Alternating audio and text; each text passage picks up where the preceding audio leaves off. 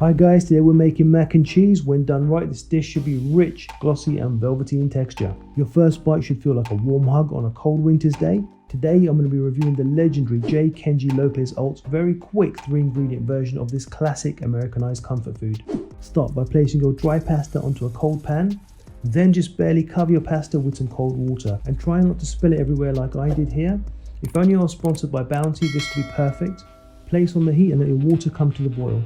Keep a close eye on it as it's the starchy water that's the key to creating that perfect glossy texture in this 3-ingredient recipe. I'm using macaroni, but you can use any small pasta, penne, cavatappi, pasta shells, whatever you like. While your pasta continues to cook, go ahead and grate your cheese. Now I'm using a medium British cheddar, but you can use whatever you have to hand. Then grab a few slices of ham and dice into small chunks. You don't have to use as much as me. I just tend to like a lot of protein with my mac and cheese. Right, back to our pasta. Now I've let my starchy water dry up slightly, so I'm going to add a touch more water and continue stirring until it starts to look something like this. You'll see at this stage that the starchy water looks perfect. That pasta isn't fully cooked yet, which is exactly what you want. Next, grab a can of evaporated milk and pierce a few holes into the top and pour over your pasta. Give it a good stir before adding your grated cheese. Now Kenji states in his video that the evaporated milk contains condensed milk proteins which stop the cheese from getting greasy and horrible.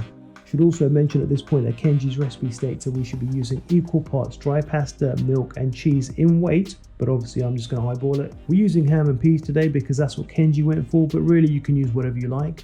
I find spicy Cajun chicken goes really well, or smoky bacon, whatever you like really. Right, when it looks like this, go ahead and add your ham and your peas or whatever protein you're using and give it a good stir, making sure that everything is mixed in nicely. At this point the texture looks perfect and I should probably have removed it off the heat right now. Have a taste for seasoning. For me this needed a pinch of salt as well as a generous pinch of freshly ground black pepper. Give it another stir, have another taste.